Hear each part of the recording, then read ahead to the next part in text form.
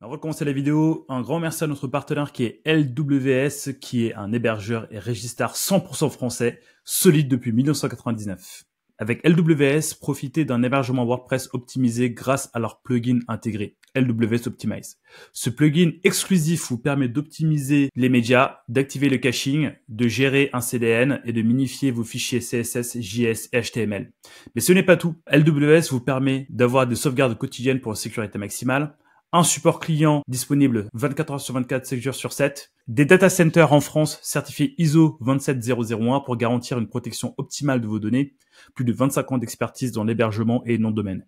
Et maintenant, le cadeau promis, grâce à mon code promo, bénéficiez de 15% de remise supplémentaires sur toutes les offres du site. Mais attention, cette offre est limitée dans le temps, toutes les informations sont en description. Rejoignez dès aujourd'hui LWS, l'hébergeur et Registar français de référence depuis 1999. Tous les liens et détails sont en description. Cliquez maintenant et donnez un gros coup de turbo à votre site WordPress. Un grand merci encore à LWS de sponsoriser la vidéo. Maintenant, place au podcast. Hello, salut, salam, shalom à tous. Streaming to LinkedIn profile unavailable. Ok, bah ça commence bien. Premier bug. D'ailleurs, on peut suivre les messages où le chat. Alors, il y a un chat. En bas à droite, Alan. Ouais. Non, mais avec le public. Pareil. Je sais pas si ouais, je pense à droite, il y a du chat. Et après, tu cliques sur Studio Chat. Non, tu cliques sur Live Stream Chat. Il y a Yeka qui est là. Voilà, il y a Yeka qui est là qui me dit la. Ok. La beubare, c'est flag. La... Beubare. Et utilisez mon prénom, s'il vous plaît. Mais qui es-tu, Anonymous? Oh putain, c'est dur à dire. Anonymous. Je ne suis personne. Bon, bah du coup, le restream sur LinkedIn. Et il disait qu'il fallait que tu ailles sur LinkedIn, cliquer sur Go Live, non? Ouais, bah écoute, j'ai fait... Ah, mais attends, mais mais j'ai mis le lien. J'ai mis le lien du Riverside, mais en fait, les gens, ils vont débarquer sur Riverside. Bon, ouais, c'est pas grave.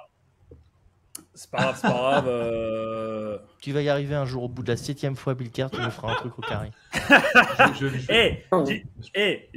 J'ai dit aux gens, inscrivez-vous, le lien, il est là. Le lien de l'événement, il est là. Donc, normalement, les gens, ils arrivent. Et effectivement, ils sont en train d'arriver parce que là, dans le chat, je vois Cindy qui est là. Salut Cindy, j'espère que tu vas bien. Cindy qui est une paredos, d'ailleurs. Salut Cindy, j'espère que tu vas bien. Les autres, n'hésitez pas à nous faire un petit coucou dès que vous arrivez avant qu'on commence tranquille. Donc, on va attendre plus ou moins 5 minutes. Le temps que les gens arrivent. Donc, encore une fois, si vous arrivez, n'hésitez pas à faire un coucou. Ça monte petitement, doucement mais sûrement, mais ça monte. On est 10. On est 10. Ça monte petit à petit. On est 11. Ça monte petit à petit. On est 12. Ça monte petit à petit. Bon, faites-moi un petit coucou dans les commentaires, les gens, là. Parce que là, vous nous regardez, mais je sais pas qui est là. Je sais qu'il y a Yeka qui est là, qui apparemment a dit que la beubare du stagiaire est flag. Apparemment, il sait qui c'est. Elliot, envoie une petite automatisation pour aller spammer les 30 000 personnes qui te suivent. Là. J'avoue. C'est déjà en train de tourner, alors du coup, je peux pas en faire en parallèle. J'ai le droit qu'à un thread. Ah merde. Hello from Lyon. Salut Anne-Lies. Anne-Lies bah, tu vois, from Emmanuel. Lion. Salut Camille. Salut Emmanuel. Ouais, bah dites-nous aussi d'où vous venez. Comme a fait Anne-Lies. Shoki qui sera là ici au Summit. Salut Shoki, j'espère que tu vas bien. T'as vu Elliot? J'ai commencé déjà la pub pour toi. Je vois. C'est magnifique. Toute la communauté s'est donné rendez-vous, c'est un truc de fou. Faut que je vous en parle après. Tu fais beaucoup mieux que moi. Bon bah bonjour tout le monde, donc n'hésitez pas à nous faire un petit coucou, on va démarrer dans pas longtemps, le temps que les gens arrivent et le temps que je vois comment je peux streamer sur mon LinkedIn. Est-ce qu'un jour je vais y arriver? Est-ce qu'un jour je vais arriver à faire un truc genre sur lequel je n'ai pas de soucis? Moi je pense que tu me donnes une idée de faire une première. Stagiaire, s'il te plaît. Stagiaire, on avait dit non. Stagiaire, on avait dit non. Là, ça me dit quoi? Ça me dit que pour streamer, il va falloir que je paye. Bah écoute, rien que pour vous. Rien que pour vous. Hein. Rien que pour ceux qui sont là, bah, je vais payer. Tu vas sortir la Black Card? Je vais sortir la Black Card. La Black Card Shine. La Gold, la Black Card Shine. Putain, 29 balles, ils se font plaisir. Hein. Ah, prenez Restream, c'est le moins cher. Il bug autant que les autres, mais au moins il est pas cher. C'est le seul avantage du truc, c'est qu'il plante comme tous les autres, mais c'est pas cher. Bon, allez, bon, c'est pas grave. Allez, c'est pas grave. Allez, pour vous, je le fais. T'es vraiment incroyable. Ah, t'as vu, hein? Tout ce que je fais pas pour Tu es trop bon, Bilker. Je quoi? Tu es trop bon avec nous. Ah, bah ouais, hein. Mais Merci, c'est pas grave, stagiaire. je vais faire une quête. Lors de ma conférence et ce summit, je vais dire, bon, les gars, Le parlons SO peu, est parlons dur, bien. C'est compliqué. Tu vas retourner ton chapeau de vieux, parce que moi j'ai lu dans un commentaire que c'était un chapeau de vieux, et tu vas faire la quête dedans. Oh, le clashing commence avant. C'est ça qui est bon. Et oui, je vais le retourner. Alors, comment payer là-dessus? Et ils me disent... Bon Mathieu, tu peux nous raconter quelques nouvelles de ta part pendant que Bilker est en train de se faire dépouiller? Non, bah écoute, ouais, tout va bien de notre côté. Là, c'est la rentrée. On peut parler peut-être un peu du marché. Je trouve que c'est intéressant toujours de parler du marché, Vas-y. comment ça se passe. Merveilleux. Par contre, Mathieu, on t'entend un peu de loin. Je sais pas ce qui se passe, mais on dirait que tu as... Ouais. Ouais, peut-être, écoute, ces interférences, je pense. Mais on avait dit qu'on n'en parlait pas, donc on va pour l'instant se concentrer sur le marché du SEO. Non, bah, écoutez, le marché du SEO et du sort, comment ça se passe? Excellente question, Elliot. Quand Elliot a posé la Après, question, je me suis dit, mais comment il va s'en sortir? Non mais moi je parlais de la rentrée de tout, la rentrée de la business, voilà. Bien sûr. Bon, bah fuck, hein, j'avais pas streamé sur LinkedIn, donc Ça marche pas. je vais juste mettre un message. Ton langage m'outre. Qu'est-ce qu'il a dit le stagiaire? Ton langage me surprend. Mon langage te surprend. Est-ce que le stagiaire parle français ou pas?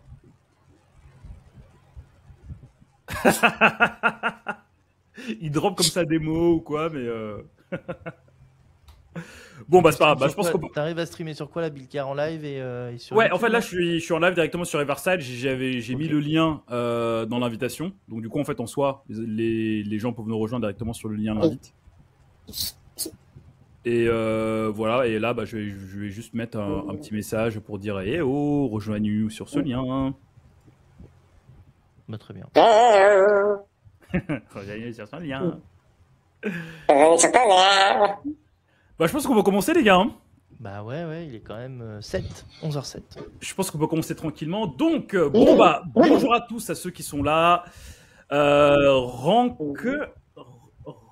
for Shadow. Ouais, j'ai essayé de prononcer, mais... Rank Shadow. Ouais, je dirais Rank Shadow. Rank Shadow, j'espère que ça va. Arnaud qui dit c'est Gollum. Bon, bah, j'espère que vous allez bien. Bon, comme teasé en début de semaine, aujourd'hui live, donc avec mes 3 compères et demi, Elliot et Mathieu. On va vous parler LLM, on va vous parler SEO, on va vous parler de tout ce qui se passe, de belles choses qui sont passées cet été et de comment ça impacte donc directement la phase du SEO. Et on a aussi invité donc un invité mystère. Donc le premier qui trouve dans les commentaires aura droit à ce que je lui serre la main. Un audit gratuit de Bilker. Un quoi? Un audit gratuit de Bilker. Aura déjà le droit à ce que je lui serre la main au summit. Je pense que c'est pas mal. Hein. C'est déjà pas mal. Donc voilà. Donc du coup, voilà. Donc l'idée, c'est de rester à peu près 1h30 pour vous dire un petit peu ce qu'on a vu, ce qu'on a fait, ce qu'on a testé. Moi, je testais pas mal de choses depuis cet été, donc avec les IA. Donc je vais aussi vous faire un petit retour d'expérience de tout ça. Et puis voilà, je pense qu'on est pas mal. Elliot, comment ça va?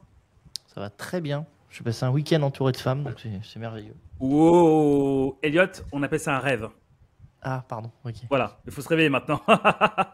Non, ça va très très bien. Faut que je vous parle un petit peu du SEO Summit après, mais tout est pour le mieux. Il fait beau en plus à Orléans aujourd'hui, donc Donc on s'est tapé, on se tape un début de rentrée de déprime avec le temps, et là il fait beau, donc voilà. Cool. Je suis content. Je suis en short, j'ai mis mes tongs, je suis content. Magnifique. Mathieu, comment ça va? Eh ben, hyper bien. J'allais tout à l'heure un peu parler du marché, mais j'ai l'impression que le marché se réveille sur cette fin d'année, donc c'est hyper intéressant, hyper enthousiasmant.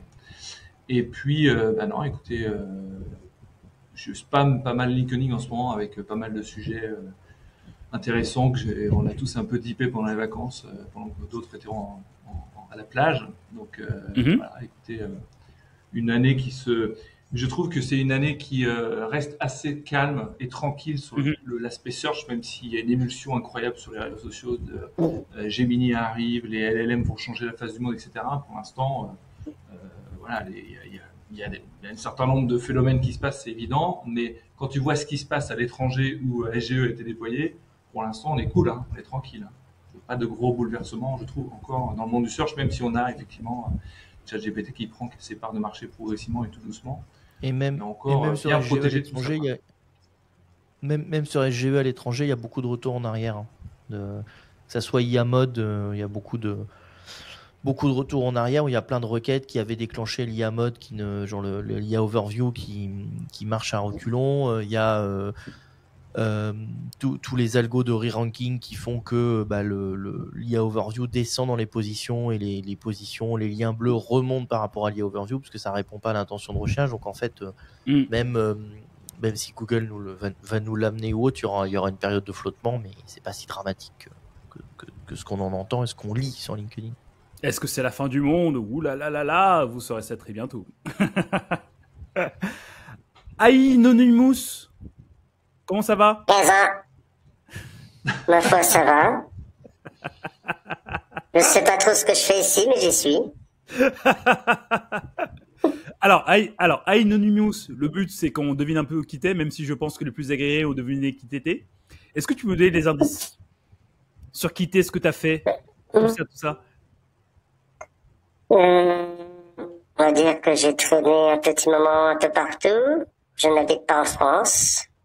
Et pour les plus gentils, pour me serrer la main, oui, c'est au Summit. donc Anonymous, on te verra aussi au Summit. Oui. Ok. Mais sur quel visage? Ok. Et tu vas nous parler de quoi? En conférence de ou en spectateur? De la quiche Lorraine. Ah, moi, on m'a demandé de parler de la quiche Lorraine. Elliot peut le confirmer. Elliot, c'est vrai ça? Aux anchois, la pizza hawaïenne. Ok. Ah, non, je ne vais pas.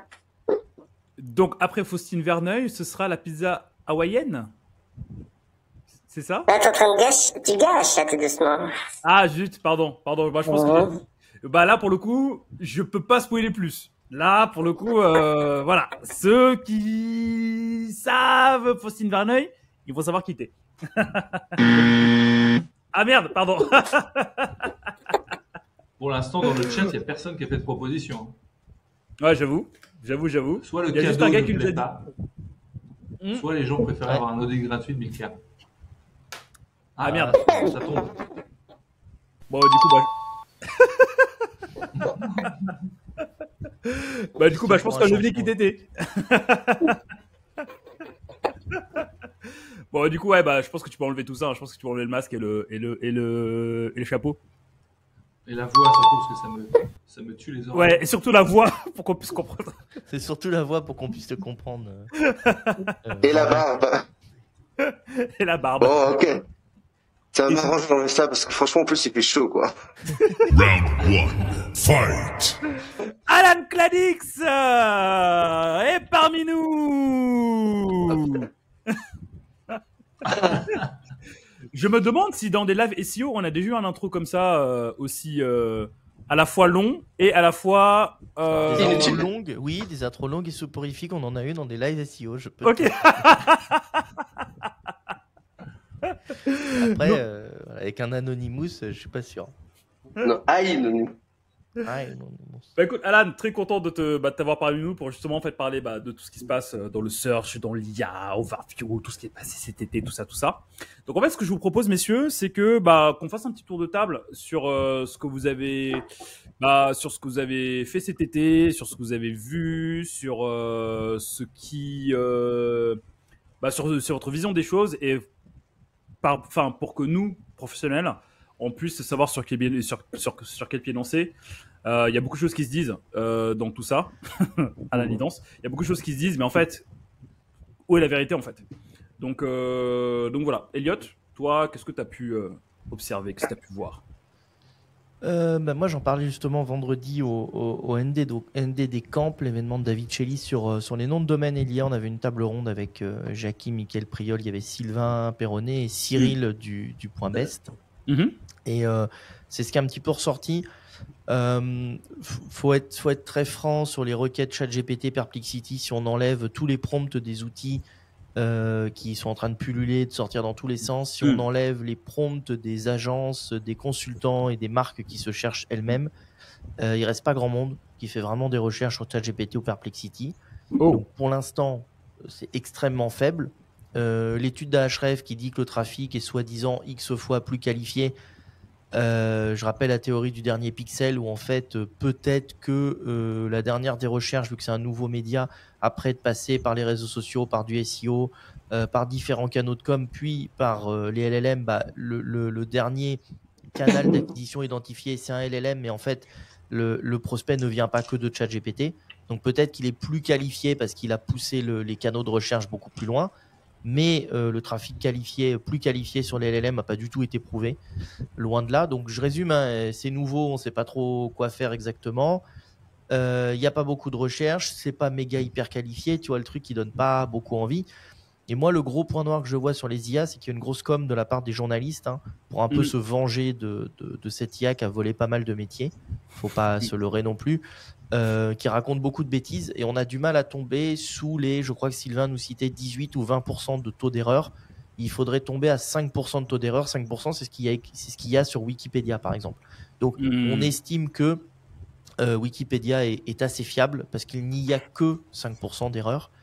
Par contre, sur Google, on est au même niveau que les LLM, c'est-à-dire qu'on est à plus de 30% d'erreur. Donc, les LLM, si tu veux, les GSE, ChatGPT, Perplexity, Claude, Grok & Co, sont pas moins précis et moins erronés que Google, mais on lui donne cette image-là dans la presse. Je prends comme exemple les 2 influenceurs qui sont retrouvés bloqués en Australie parce que le truc leur a dit qu'il fallait pas de passeport. En réalité, il faut un passeport, voilà.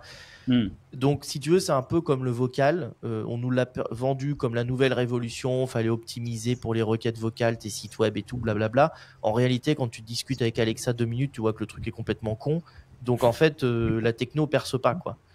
Et j'ai un peu ce sentiment-là avec l'IA où on a encore quelques années de R&D devant nous avant que les gens se disent « je vais l'utiliser parce que j'ai confiance ». Et c'est une histoire de valeur perçue et d'image perçue où aujourd'hui Google a réussi à faire dire aux gens que les résultats étaient de qualité même s'ils sont erronés. Mais ça, c'est un fait. Google égale, tu sais, c'est un peu le vu à la télé, quoi. Si c'est vu sur TF1, c'est que c'est vrai. Alors, complètement pas. Mais c'est un biais qui a été ancré dans la tête des gens et ça fonctionne. Le biais Google a été validé. Là, il manque le biais IA. Aujourd'hui, pour l'instant, l'IA sort beaucoup trop d'erreurs et on ne peut pas s'y fier. Donc, tant que pour moi, on n'aura pas sauté ces pas-là, on va rester un petit peu bloqué. Donc, c'est pas le drame complet. C'est pas la fin du monde. Alan va nous montrer qu'il y a plein de méthodes pour justement truquer et truander les IA. Ce qui est aussi dramatique parce que les filtres anti-spam IA n'existent pas. Google en aura un bon. Mais sur ChatGPT, Claude Grok, c'est assez facile à berner. Donc voilà un petit peu mon approche. Je vois plutôt aujourd'hui les GSE dans la révolution pour nous aider dans notre travail au quotidien. Automatiser, nous aider, produire plus, produire mieux, produire plus vite. Ça, il n'y a pas de sujet. Sur la partie search, je suis encore vraiment un peu modéré. Autant je me suis emballé un petit peu par un moment parce que c'est vrai que c'était très pratique. Autant quand je vois les nouvelles versions qui sont vraiment juste une manière pour OpenAI de vendre plus cher un truc moins bien. Voilà, la version 5, la ChatGPT, pour trouver ça répond plus vite, ouais, mais j'ai pas trouvé une intelligence. Non, mais voilà, je suis un peu morose ou ronchon, mais c'est un peu mon point de vue. Bah, c'est clair qu'en fait là-dessus, ChatGPT 5 est sorti quand j'étais en congé. Je me suis pris un petit mois, j'ai testé, mais j'ai rien vu de. OpenAI le vendait un petit peu comme l'antéchrist, mais j'ai rien vu de. Tu parles de tes congés, Mika, quand t'étais pas là le premier semestre 2025, c'est ça? De quoi? Quand t'étais absent le premier semestre 2025, c'est ça? Ça, c'est pas gentil. Ça, c'est pas gentil. Tu vois, je t'invite. T'es pas infopreneur à Dubaï et tu branles rien de l'année, Bilter, non? Voilà, en fait, je Pas vois juste. menti. Voilà, je fais juste un challenge annuel à 2 millions et puis après, le reste du temps, je dors. Iker Ornosi, quoi. Non, mais intéressant. En fait, intéressant ton point de vue en fait que je partage. Ah, Mariam, je suis au téléphone. Voilà. Donc intéressant ton point de vue que je partage, mais ouais, donc du coup, ouais, donc je disais donc Un cinquième pas de. intervenant. Mariam, je travaille. D'accord. Allez, va. Il s'en fiche, elle s'en fiche. Voilà. Donc du coup, je disais, si jamais je finis cette phrase un jour. Donc ouais, non, mais moi non plus, j'ai pas vu de révolution de dingue. Enfin, par rapport à ce qu'il nous l'annonce. Et en fait, là, ce que tu nous dis, Elliot, ça confirme en fait un petit peu la tendance que j'ai pu observer. C'est que je vois en fait, enfin, en tout cas chez mes clients, de plus en plus de leurs clients leur disent qu'ils consultent de moins en moins les IA pour avoir une réponse derrière. Bon, moi j'ai pas des, enfin les clients que je gère c'est pas des, c'est pas des grosses PME ou bien des grosses entreprises du CAC 40 comme ce que vous pouvez l'avoir chez Case Mathieu.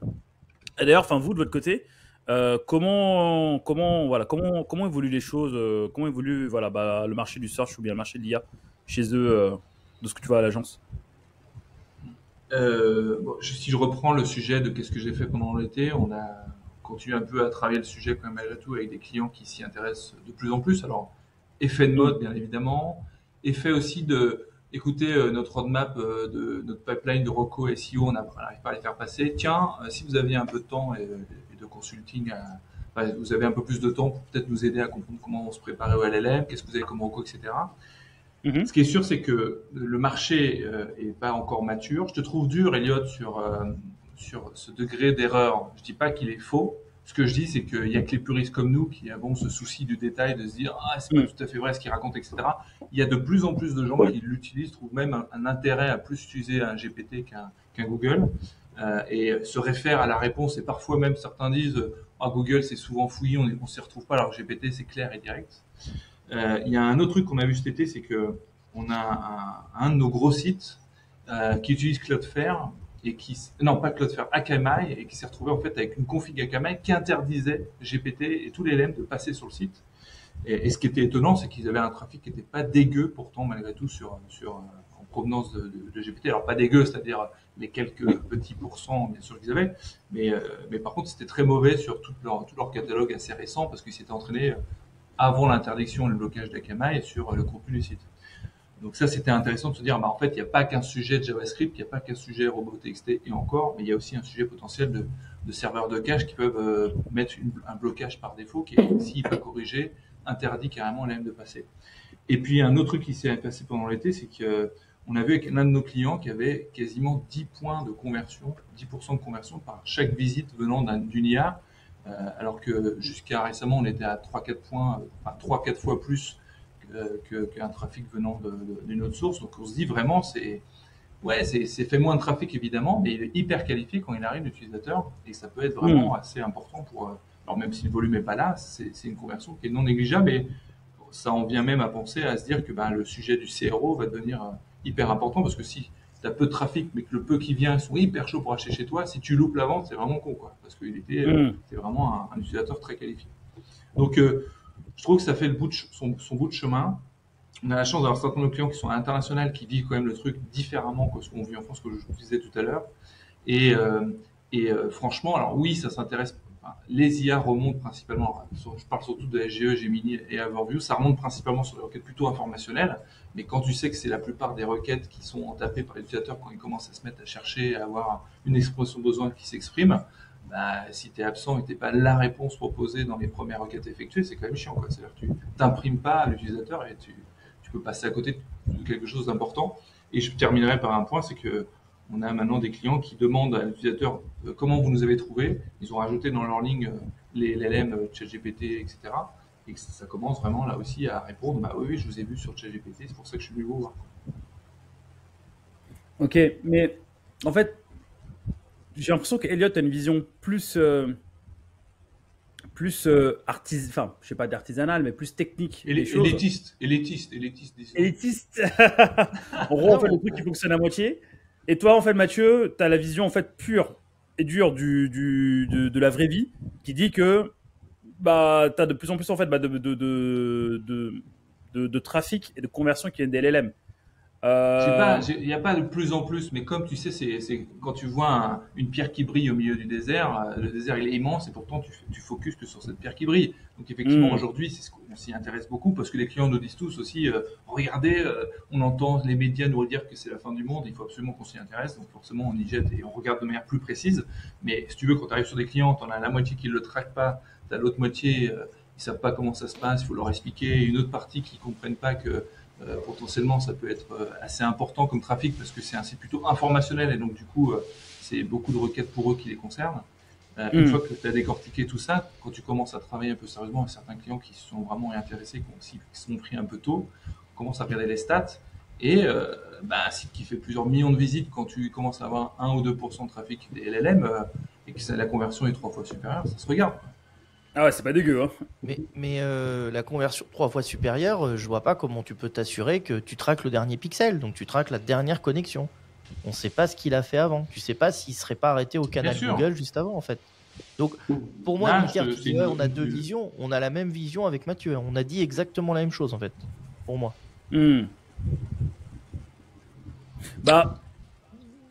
Justement, c'est pour ça que j'ai voulu inviter Alan aujourd'hui, qui est très fort pour manipuler les IA. Alan, toi, tu as senti que c'est plus... Enfin, avec l'arrivée de ChatGPT 5 et de tout ça, est-ce que tu as senti que c'est plus facile, entre guillemets, de pousser les sites ou pas? Alors déjà, on va commencer par la base, ce que vous parliez avant par rapport à l'intérêt de l'IA et au marketing. Alan, il y a deux visions. Ouais. Est-ce que tu as juste moyen de baisser ton son je sais pas si vous êtes tous concernés, mais moi, c'est assez puissant dans les oreilles.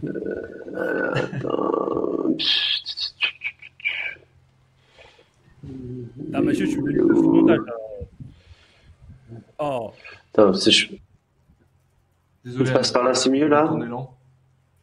Est-ce que c'est bon comme ça? Moi, ça me va. C'est bon, voilà. Donc du coup, je reprends mon élan. On est reparti. Donc, par rapport aux visions de Mathieu et Elliott, donc déjà, moi je rejoindrais surtout celle de Mathieu. Effectivement, le marché des IA, des LLM, est une bonne source pour faire de la conversion. On peut effectivement, on mesure pas le dernier pixel comme dit Elliott, mais ce qui est sûr, c'est que les personnes qui vont faire des recherches de type comparatif, par exemple entre les brands, on parle au niveau international, on parle pas sur la pizza du coin comme ça. Quand ils vont chercher, par exemple, entre deux ordinateurs de deux marques différentes, ils vont faire beaucoup plus de recherches en type comparateur et ils vont souvent cliquer sur le shop proposé et consommer plus facilement que sur Google. Ils ont peut-être fait des recherches en préalable sur les moteurs de recherche, effectivement, mais tiens, tout bête, vécu hier par moi-même, je voulais m'acheter un rice cooker, tout bêtement, hein, j'ai commencé à regarder, chercher, ça m'a saoulé.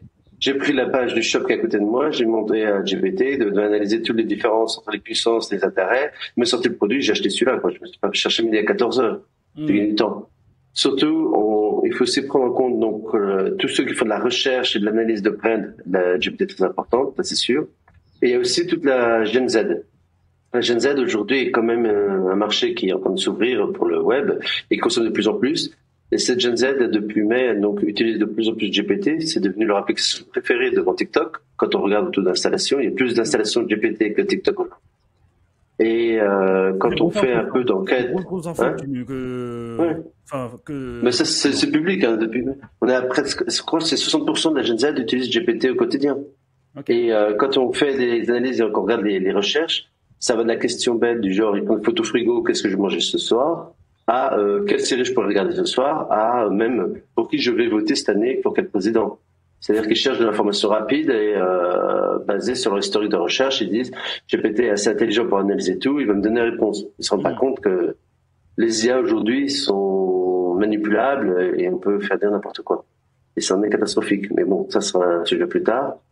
Mais donc pour revenir sur la partie marketing, quand on parle au niveau brand ou même sur certains corps de métier de type agence immobilière par exemple, on voit très bien quand les gens commencent à éplucher les annonces dans toutes les agences immobilières de France pour trouver un bien qui est en bas, Au bout d'un moment, ils vont prendre des conseils sur GPT en disant, ouais, je veux bien de telle superficie dans telle ville, tel avantage, proximité du bus, je ne sais quoi. Et il va sortir des réponses qui ont été agrégées avant et la conversation se fait quand même beaucoup plus facilement. Parce que ils ont l'impression que GPT va comprendre leurs besoins, alors que en cherchant sur Google, c'est à eux d'analyser, de comparer, et au bout d'un moment, quand il y a une trop grande masse d'informations, ils s'y perdent. Oui. Mais par contre, effectivement, pour vendre la pizza du coin, la pizzeria du coin sur GPT, aujourd'hui, il n'y a aucun intérêt. Tu vas chercher sur TripAdvisor ou Google. La Gen Z, elle n'a pas la CB, quoi. Donc c'est. Elle commence. Attention, Elliot, de plus en Elle plus. commence, la CB. Ouais, attends, là, la Gen Z, elle a 25 piges. Hein. Elle commence à consommer. D'ailleurs, on voit, j'ai accompagné. J'allais dire, toi, vas-y. t'es dans un pays où il y a Overview qui print à chaque fois que tu fais une recherche sur Google. Oui. C'est informationnel. Si t'es en France, on l'est toujours pas. Vous l'avez pas encore en France? Non. Toujours Non, pas. on est Peut-être puni. dans 30 Toujours jours. pas. Peut-être dans 30 jours. Non, mais ce que je voulais te dire, c'est que tu es d'accord avec moi que je trouve que depuis qu'il y a Overview qui apparaît sur Google, ça remplace presque le besoin d'aller sur ChatGPT parce qu'on a déjà une réponse un peu préméditée. Et donc, ça veut dire quoi? Ça veut dire demain, quand même. Et j'aime aller plus loin. Il y a un truc très intéressant avec l'AI Overview et qui va rassurer les SEO, je pense. C'est que l'AI Overview fait généralement des synopsis intéressants pour l'informatif. Mais en fait, beaucoup de personnes, quand ils vont sur tout ce qui est du marketing pur, ne sont pas intéressés par ça. Donc, ils font un gros jump pour sauter le paragraphe AI Overview. Et du coup, ils sautent aussi la partie ads pour aller directement sur le SEO. Et à l'arrivée, quand on regarde, en SEO, on a plus de clics depuis qu'il y a l'AI Overview. Quand il n'y avait pas l'AI Overview, les gens voyaient l'ads en premier. Je suis d'accord avec Alan. Ouais. Et ça, c'est super intéressant. Attends, faut que je mette un... Tu mets une Ça, je valide. Bah, pour le prochain podcast, je vais prendre ça, moi. Et toi, Bilker, tu peux peut-être nous parler aussi de l'explosion de tes impressions que tu as constatées sur certains de tes sites, non? Ouais.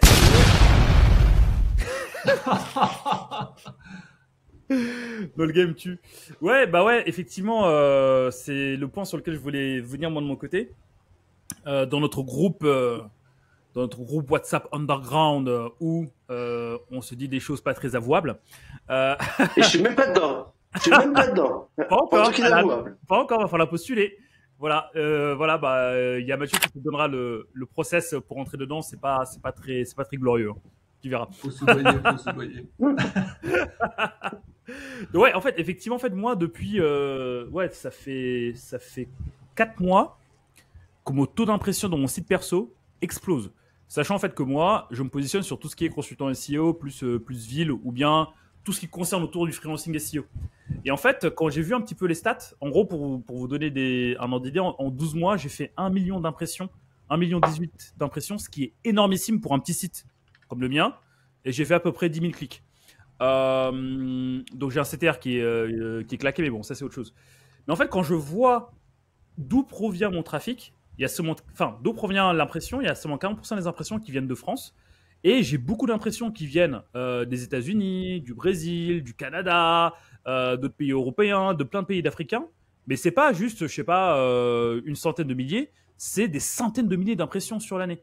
Donc après, derrière, j'ai creusé, j'ai utilisé un VPN, et je suis parti dans ces pays.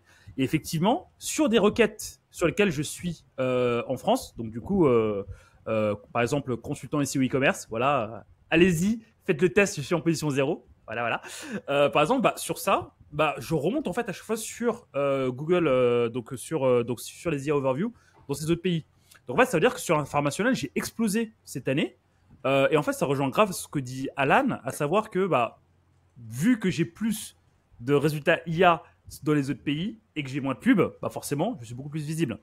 Donc derrière, est-ce que ça va avoir un impact direct sur nos stratégies à faire, ou bien est-ce qu'on doit anticiper cette donnée pour nos stratégies de demain? À voir. Est-ce que c'est valable partout? À voir. Là, pour le coup, c'est un constat que j'ai fait. Mais je n'ai pas encore assez de recul pour me dire, est-ce que c'est comme ça que je dois faire tout le temps, en fait?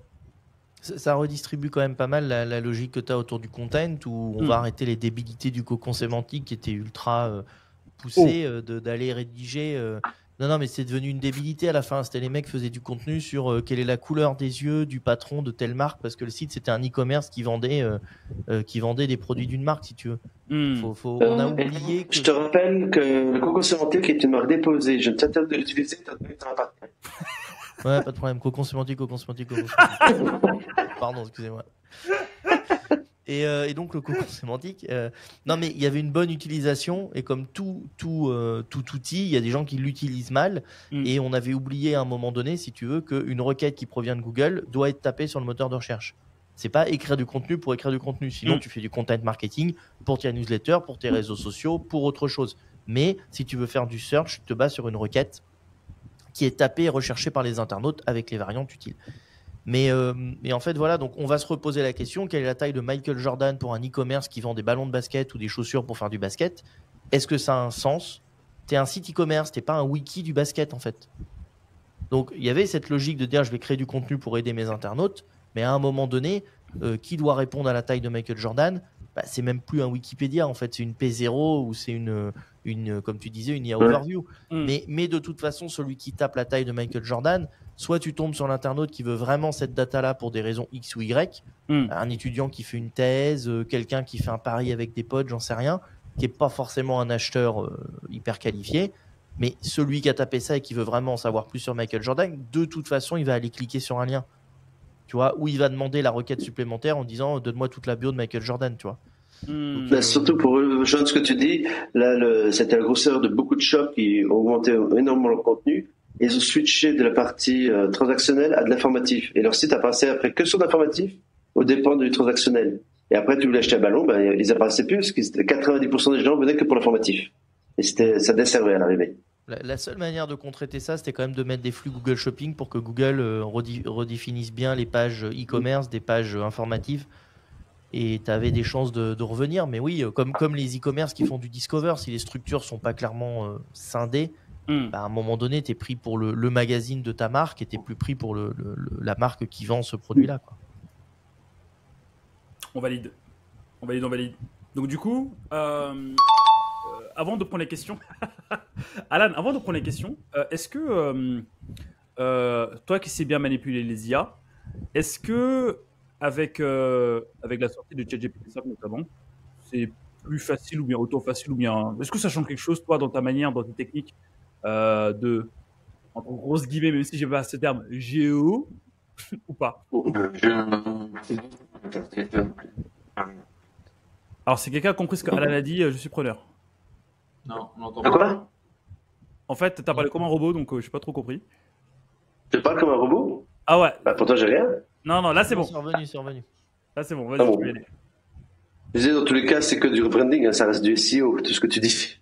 Search Engine. GPT, c'est un engine. Bon. Ouais. Ta question, c'était exactement, par contre, du coup. En gros, en fait, avec la sortie du ChatGPT 5, est-ce que tu as eu le temps de faire de nouveaux tests pour voir si de faire, j'ai plein de nouveaux tests et j'ai trouvé que il est toujours aussi sensible au spam de contenu, hein, ça marche toujours très bien. Il est toujours à valider le nombre de sources qui parlent de sujet donné contre un nombre inférieur qui parle de sujet opposé. Si demain je mets par exemple que Becker est spécialiste dans la quiche lorraine et que je publie plus d'articles sur ça qu'il a publié sur Pareto, Pareto va disparaître au détriment du rôle de la quiche lorraine. Donc ça marche toujours. Mais avec GPT-5, il faut que les sites sur lesquels tu publies aient une spécificité d'être crawlés par les IA, ou est-ce que toi tu vas les pousser dans les IA en fait? Les deux, en général. Déjà, j'essaie de rester dans les spécificités pour que les IA aiment. J'ai trouvé des techniques, comme les EMD, les homepages, qui sont très, très, très intéressantes pour les IA. Ça joue énormément, ok. Mais après, voilà, il y a les techniques de demander aux LM de venir les scraper très, très, très régulièrement en leur demandant de faire des résumés. On voit très bien qu'au bout d'un moment, ça leur coûte un certain coût de scraper tes pages. Donc, ils les mettent dans une pseudo-cache, tes pages, avant de les intégrer au LLM. Donc, il y a des astuces. Il y a du prompt injection aussi, que j'expliquerai aussi Summit, comment en plus automatiser un prompt injection au détriment de tout le monde. Une petite astuce qui coûte 0 € et qui est super efficace. Et surtout, mais c'est un point que je vais aborder que très légèrement, parce que je garde la surprise pour le mois prochain. Je crois que j'ai enfin découvert le Saint Graal. la faille zero day qui peut impacter toutes les LLM en temps réel, et une faille qui ne pourront jamais fixer, parce que c'est au sein même du fonctionnement des LLM, où on peut influencer en live sur un topic à chaud, même sur de l'actualité en temps réel. Et que tu peux faire changer le mindset. Non, mais là, je t'avais promis que je t'amènerais un truc. Et là, cette année, le nouveau tips que j'ai trouvé, j'ai fait une préversion, justement, le week-end dernier, à Prague. Enfin, j'ai fait Copenhague, Stockholm et Prague, pour voir des préversions pour tester un peu ce public. Bon, en gros, tout le monde était un peu scotché et halluciné de ce que j'ai trouvé. En plus, c'était une simplicité enfantine. C'est ça le pire. C'est que l'histoire que j'ai trouvé vraiment simple, t'as pas besoin de notions techniques ou quoi que ce soit. Et dans la dernière, je commence à faire une blague en disant j'espère qu'il n'y a personne du Mossad ou quoi que ce soit qui est là. Samedi dernier. Et ben il y en avait un gars qui était là au travail. Par hasard. Enfin, c'est un prestataire c'est pas un Mossad, mais un prestataire qui connaît au Mossad du R&D. Et à la fin de la conf, on a signé un contrat, quoi. T'as la foulée. Alan, mais t'es C'est vraiment... beau. Alan, tu es une vaste blague. Franchement, Par contre, je sais pas pourquoi j'ai pas l'impression qu'il faut que j'aille en Israël, malgré tout. Ouais, fais gaffe à C'est toi, pas... quand même. non. Mais la technique là que j'ai donnée, elle va faire du bruit, parce que c'est vraiment une technique... En fait, elle est tellement stupide et logique en même temps, et simple, que personne n'y a pensé jusqu'à aujourd'hui. Et c'est juste une approche en fait en se positionnant comme on fait en SEO. En SEO, de positionner, si je suis Google, comment je validerai tel ou tel site, telle ou telle information, qu'est-ce que je définirais pour définir une autorité, un trafic, etc. Blablabla. Et je suis parti de cette approche-là par rapport au LLM et j'ai trouvé une approche et compris l'approche comment il validait des sources ou il estimait que les sources étaient fiables et comment utiliser ces sources fiables pour faire dire ce que tu veux une LLM sur n'importe quel sujet. Et ça, tu le donneras. Et je présenterai voilà, et je présente sur un sujet à chaud d'actualité en live sur le SEO Summit, un truc efficace et c'est la boîte de Pandore. Hein, pour être franc avec toi, la technique elle est tellement simple, n'importe qui pourra le faire, mais ça va soit obliger les LLM d'admettre qu'ils disent que des conneries, soit ça va obliger qu'ils commencent à attaquer des vrais filtres et de mettre un système pour contrôler leur contenu et sortir un truc qui tient la route, quoi. en fait, j'étais en train de voir la liste des conférenciers là pour les SEO Summit pour voir si ma conférence était en même temps que la tienne. Ça va, je vais pouvoir te supporter derrière. C'est à jour de ce matin. Je me suis trimballé avec mon calendrier toute la journée de tout le week-end. Et j'ai scotché mes petits bouts pour voir tout ce qui convenait pour faire le planning des confs. Normalement, on tient un bon planning. C'est online. J'ai regardé. Bill, t'es à quelle heure? J'ai envie de voir. Moi, je suis à 17h20, apparemment. Et apparemment, je vais parler des réseaux sociaux. Bon, faudra qu'on parle. J'espère que Mimi quiche Lorraine, hein, parce que c'était ce qui était convenu. On verra bien. Non, mais c'est hyper intéressant tout ça.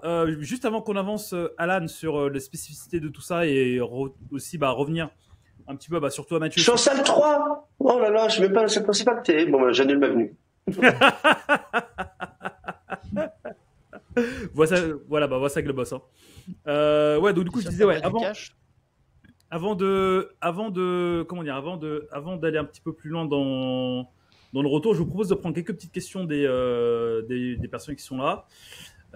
Il y a Kamel. Kamel, il nous a posé pas mal de questions. Qu'est-ce qu'il nous dit Hop. Kamel, en fait, je suis en train de sélectionner la question que je vais mettre. Hein. Tu nous dis les artefacts publics sont de plus en plus utilisés comme parasites SEO. Qu'est-ce que tu appelles par artefact public? Enfin, sauf si vous, messieurs, vous savez ce que Kamel voulait dire par artefact public, mais bon, là, pour le coup, j'ai un peu bugué. Moi, c'est dans Stargate, je pourrais te dire. Non, mais ça doit être de publier du contenu. Le parasite SEO, c'est publier du contenu sur des Reddit et Enco pour donner les infos que tu veux que les IA ressortent. Oh. Ah oui, ça marche bien, ça. Ouais, ça marche. Reddit, ça marche du feu de Dieu. Ça, c'est une source connue. Là d'ailleurs, j'ai un client qui s'est fait shooter sur LinkedIn parce qu'il ne peut plus parce qu'il a fait des gros techniques de port et en fait son SEO est en train de prendre cher parce que en fait lui il est dans les SaaS et il vend surtout en public américain, donc forcément son trafic SEO c'est un peu érodé, donc avec les overviews. Et donc du coup moi ce que je recommanderais c'est que pour compenser ça, va falloir qu'ils créent du contenu sur Reddit pour récupérer éventuellement le trafic sur soit sur les IA Overview ou bien soit sur les LLM. Donc du coup effectivement je confirme, Alan, Reddit ça marche du feu de Dieu. Oui, ce que dit Kamel, c'est pas publier du contenu dur, c'est publier des prompts, c'est la même chose. C'est publier sur du site tiers des éléments que les IA vont prendre et soit c'est du prompt exécutable, soit c'est de l'info brute, tu mets ce que tu veux, quoi. Ah ok, d'accord. Ok. Merci quand même pour la précision. Donc du coup, je vais reprendre ta question de début. Les artefacts publics sont de plus en plus utilisés comme parasites SEO. Là, ce sera plus une question pour toi, Alan. Est-ce que vous utilisez ces techniques de parasites? Je vois pas mal cela sur les sites US en ajoutant sur ces pages des pages de CTA ou bien des liens pour rediriger les utilisateurs vers des pages business. Oui. Merci. Oui. C'est la réponse. La réponse est oui. Je suis en train de voir. Il y a AI qui dit les journalistes utilisent beaucoup les LLM pour faciliter leur taf. Bon, j'ai envie de dire pas que les journalistes. Hein. Je pense que les SEO aussi, on utilise pas mal. Voire même ceux qui se disent encore rédacteurs web SEO. Mais bon, ça c'est un autre sujet encore. Il y a Rank Shadow qui dit un petit truc intéressant. Mon retour d'expérience à 2 francs, j'ai trouvé et booké un soin spécifique en institut avec une requête géologue via ChatGPT parce que je ne trouvais pas en passant par Google. C'était ChatGPT 4.0. 4.0. Enfin, je sais qui jamais. Utilise Mappy et qui n'utilise pas Google Maps. Ok. Mais ça, c'est intéressant, tu vois. Donc, du coup, pour booker donc un service géolocalisé, donc il a utilisé ChatGPT. Donc, je serais curieux de voir la part de recherche sur requêtes géoloc. Mais intéressant. On va y venir, mais aujourd'hui. Les stimulants et le sens sont très présents justement pour les contraintes de ChatGPT. Effectivement, quand je cherche un prestataire pour prendre un rendez-vous dans le journée, alors il y a ton son, Alan, qui on dirait la bouille. Sa mère là. Non, c'est bon. Là, tu peux y aller. Vas-y. Là, c'est mieux. Ouais, là, c'est mieux. Ouais, c'est mieux. Ouais, nickel. Sa mère là, c'est bon, ça passe. Ouais, c'est bon. T'avais dit sa mère là, et après, il s'est calmé. Ouais, tu disais? Je sais plus. Bah écoute, on parlait de retour d'expérience. Oui, quand tu regardes, il y a beaucoup de personnes, on voit sur les sites comme les prises de rendez-vous, Doctissimo et compagnie, qui utilisent GPT parce que ça permet de trouver très rapidement des slots disponibles sur des personnes quand ils veulent prendre des rendez-vous. Ça marche très bien, les prises de rendez-vous. Et d'ailleurs, c'est en train de s'améliorer de plus en plus parce que tu as les liens directement pour des prises de rendez-vous docteurs et compagnie sur GPT. Donc, pourquoi pas à terme, hôtel et compagnie. S'ils sortent un MCP ou un chat MCP sur le site de Doctolib, ça sera encore plus fort que la recherche. Ça marche même pour les sites escortes. Alors, on va prendre la question suivante. Cindy Tu qui peux nous mettre dit... tous les critères sur le site d'escorte, Alan? Alors, Cindy Ouais, ça nous marche dit... bien.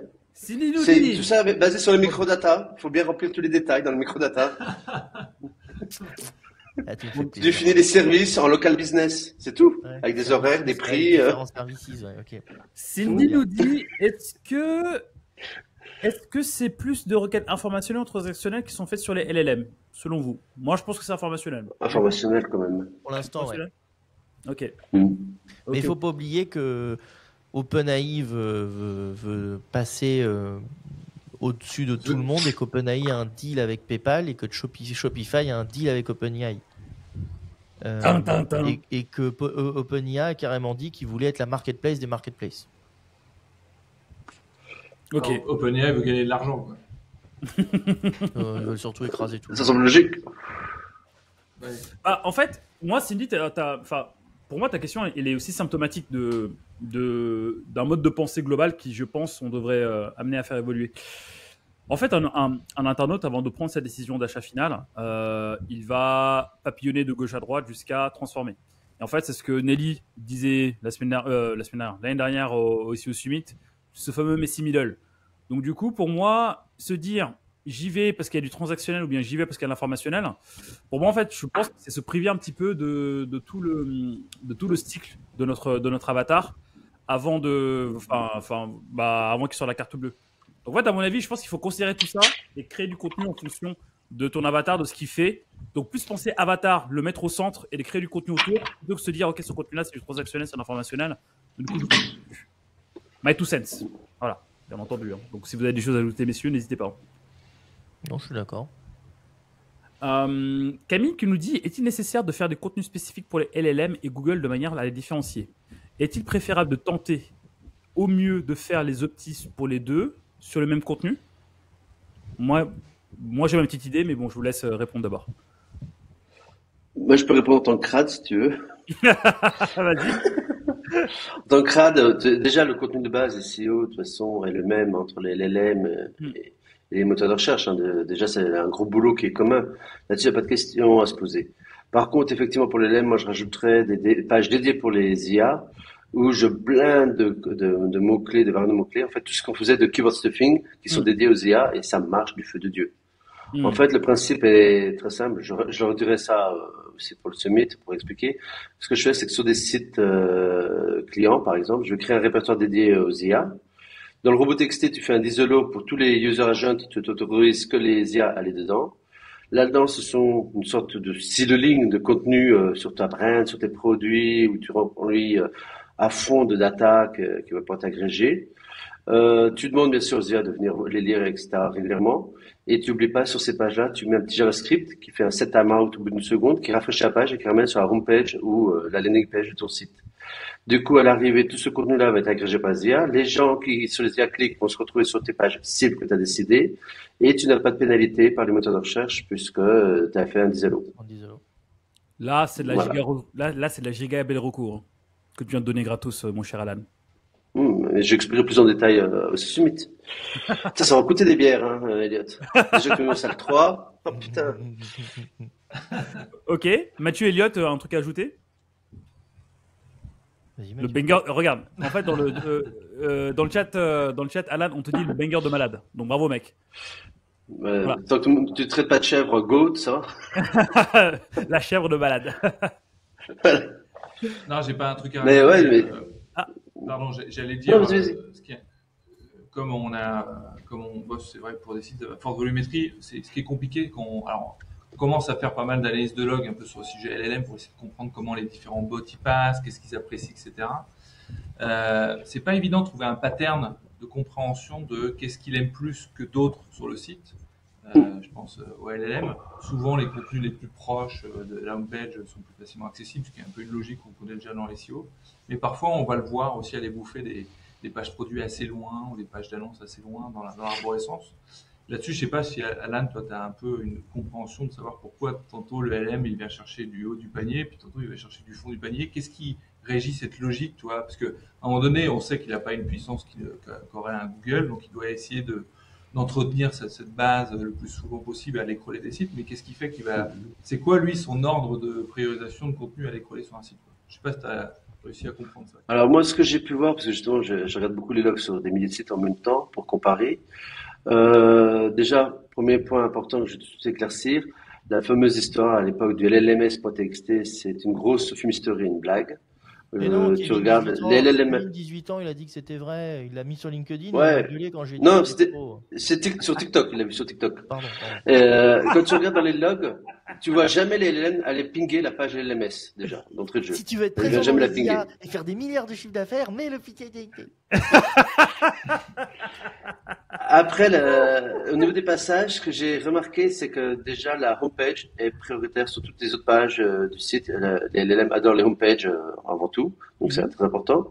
La page contact, comme on est en SEO, est très importante parce que ça permet d'identifier pour eux l'entreprise et compagnie. Donc le contenu qui est dessus va très bien. Mais sinon, sur les pages profondes, j'ai pu relier ça plutôt à un effet de fraîcheur, c'est-à-dire qu'en fait, des articles récents ou des contenus publiés sur des sites tierces qui font un lien et qui sont frais vers une page profonde va être rapidement indexé par les LLM. Donc c'est souvent par un lien extérieur qui était sur un article frais qui a moins d'une semaine, effectivement on voit que le truc remonte. Il n'y a pas une suivi d'arborescence comme on pourrait définir comme avec Google par exemple. Il n'y a pas de suivi de lien, proprement dit. Ok, tu as été propre dans le sale. Bravo, je te félicite pour ça. Ben non, là tu me vexes. Si tu me dis ça, là tu me vexes, là par contre. Pardon monsieur. Tu sors, Bilker, tu sors. Ok, bah si je sors, tout le monde sort. Hein. Attention, hein. Attention ce que vous dites. Non, l'autre fois, quand t'as pas de connexion, on a pu continuer sans toi. T'inquiète. Allez hop là, ça c'est fait. Bah, du coup, ça va prendre à faire le malin. Ok, bah c'est pas mal. Bah, Moi, je voulais juste faire une petite. Parce que j'ai vu dans les commentaires LinkedIn, mais bon, c'est LinkedIn, hein, que ça a été c'est pas très bien compris. Dans ce que vous donne ou vous dit Alan, c'est ce qui s'apparente à du black hat en SEO. La question, c'est pas que ça marche ou ça marche pas. La question, c'est quand vous l'utilisez et pourquoi. Évidemment, si vous appelez Chanel, vous allez éviter de faire ce que Alan vous a dit pour des problèmes juridiques et marketing et d'image de marque. Par contre, si vous avez envie de tester, d'essayer, de lancer votre marque, d'être plus malin que les autres pour prendre des places parce que vous avez moins de budget marketing que vos concurrents ou autres et que vous savez ce que vous voulez faire, c'est typiquement le genre de technique que vous pouvez mettre en place. Voilà. Là, je peux me permettre de couper, Elliot, là, je suis désaccord. Tu travailles avec des brands, je vais pas citer certaines, mais avec des brands, officiellement, ils font ce que tu dis. Officieusement, ils vont me demander de faire des sites annexes qui vont faire cette technique-là. Ils savent. Voilà. Mais ils vont pas faire sur le même website, ça c'est sûr. Ok, voilà. La marque va le faire, mais va le faire sur des side projects, des autres sites web, des autres trucs. On dit la même chose, tu as raison de me reprendre. Mais quand je vois des commentaires en disant oui, c'est faux, c'est ceci, c'est cela, même Gemini ou AI Overview, tu vas me confirmer ou me reprendre, Alan. J'imagine que le crawler et le bot qui va venir crawler aura un identifiant différent de Googlebot ou du bot Discover. Alors pour Gemini, non, en fait, j'ai essayé d'identifier, mais quand on regarde, il prend les ressources qui viennent de l'organique en général. Et pas besoin de s'occuper de son bot. C'est vraiment... Non, il s'identifie. J'ai vu des traces, mais non, il n'y a pas eu un impact direct. On voit que c'est vraiment basé sur leur database qu'ils ont cumulé depuis des années sur l'organique. Voilà. Mais c'est pas parce que même si tu fais du clocking dans ce que tu nous as expliqué, donc là il n'y avait pas de clocking, mais un clocking tu peux l'imaginer inversé en laissant une porte ouverte pour Google et en bloquant le reste pour ChatGPT, Perplexity ou Grok, en donnant accès à Perplexity et Grok un certain type de répertoire et un certain type de page. Oui, donc c'est pas parce que tu fais du clocking ou que tu fais des pages différentes que tu vas bloquer ou ouvrir à Google. Et Google tu peux faire du SEO normal en ayant des contenus spécifiques aux IA. Ça gêne pas du tout. C'est juste que sur n'importe quel site de marque, tu peux pas te trimballer avec 10 versions de ton contenu selon l'user agent et selon le type de moteur qui va venir te crawler. Tu vois. Donc, bon, après, moi, perso, c'est un contenu pour l'organique et un contenu pour l'IA, quoi. Voilà. Donc, qui sert de complément, qui remplace pas, qui vient en complément. Qui vient en complément, mais du coup, tu pourras pas le faire pour l'IA mode pour le crawler IA Overview de Google, quoi. Gemini, ouais. Non, mais bon, après, lui, il prend ce que tu as déjà fait en SEO, donc c'est le boulot de SEO de base, en fait. Voilà, donc, pas de problème. Et il prend ailleurs, il va pas prendre que dans la SERP, évidemment, il va prendre ailleurs, donc. Voilà, mais ce que je voulais dire, c'est que quand on parle de technique un peu comme il faut savoir où on met les pieds, et quand on le fait, on sait ce qu'on fait, quoi. Et là, en plus, c'est open bar complet sur les IA, puisqu'il n'y a pas de pénalité, apparemment. Ouais. On a vu aucune pénal, alors que sur Google, sur du clocking, je l'ai jamais vu, mais il paraît que sur du clocking, tu pouvais à l'époque te faire un peu pénaliser si tu montrais une page de vente sur une requête informationnelle et que tu avais planqué un contenu un peu bouilli ou un peu dégueu. Aujourd'hui, toujours, hein, tu fais du clocking sur le rendering, Google te met une petite pénalité manuelle, ça marche toujours. C'est pour ça qu'il y a d'autres manières pour faire proprement. Ouais, bien sûr, mais je veux dire, s'il te chope, on est d'accord, vu que c'est manuel, faut déjà qu'il arrive à t'identifier. Ce qui est pas la plupart des identifications, c'est de la dénonciation. Ouais, voilà. Putain, ça me donne une idée d'ouvrir un business, ça. Balancer toutes les cas. Le problème, c'est que si tu déclares dans Robots.txt le répertoire IA que tu veux bloquer, c'est un peu cramé, quoi. C'est un petit coup d'œil. Bon, les gars, moi, vous savez que j'aime le 20-80, vous savez que j'aime ces lois de Pareto. Alan, ce que tu dis, franchement, je suis... le troller. Alan, moi je suis à fond je valide à fond à 3000%. Mais en fait, moi aujourd'hui dans mes strats, c'est un truc que je ne fais pas. Pourquoi ? Parce que alors je dis pas que ça fonctionne pas, je suis sûr que ça fonctionne. Parce que c'est dans les 80%. Bah déjà parce que déjà on se le disait au début. Aujourd'hui, certes ça grappille des parts de marché, mais c'est pas le truc à faire absolument pour changer la face du web. Donc en fait, en termes d'énergie qu'on met dedans versus ce qu'on pourrait avoir. Tu verras ça, c'est ce summit, je te prouverai l'inverse. Pour changer la face du web. Donc, en fait, summit, je montrais, on peut changer la face du web. Ok, d'accord. Ah, intéressant. Ok, d'accord. Bah écoute, là je donne une réponse, donc du coup peut-être que je vais la changer. Hein. Ouais. Mais en fait, moi aujourd'hui, ce que je fais pour mes clients, pour ceux à qui je fais une stratégie SEO, GEO, etc. et tout. Enfin bon, bref.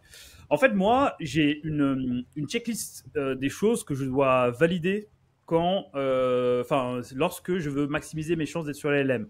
En fait, c'est la checklist que j'ai partagée la semaine dernière sur mon profil LinkedIn. D'ailleurs, si vous la voulez, n'hésitez pas à aller répondre dessus, puis après, je vais vous l'envoyer. Donc, en fait, je prends ça et je crée mon contenu, enfin, je fais créer mon contenu en prenant ces éléments en compte pour maximiser ma présence dans les LLM.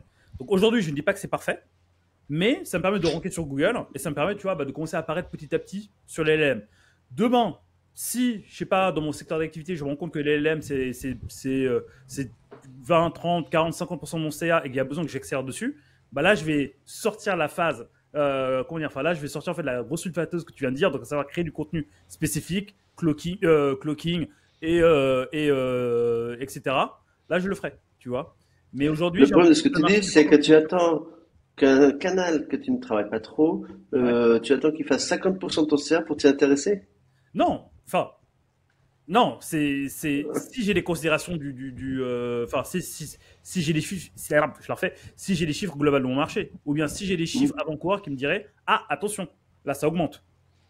Tu vois? Moi, quand je vois un canal que tu ne travailles pas, qui fait déjà 5% de CA, je le travaille. Dès que je vois un canal à 5%, je le travaille immédiatement. S'il fait 5, il peut faire plus. Je ne vais pas attendre qu'il monte très haut puis est déjà dépassé par les concurrents. Mais derrière, est-ce que le marché, genre si je le travaille, est-ce que le marché est assez grand pour que mes efforts que je mets dedans soient proportionnels au résultat que j'aurai? Je dirais que oui, vu que les techniques qu'on peut utiliser aujourd'hui ne demandent pas énormément d'efforts. Ok. Plus un pour Alan. Ouais, de toute Non, mais façon. J'ai oublié. Voilà. Bill Kerr, tu as tout à fait raison.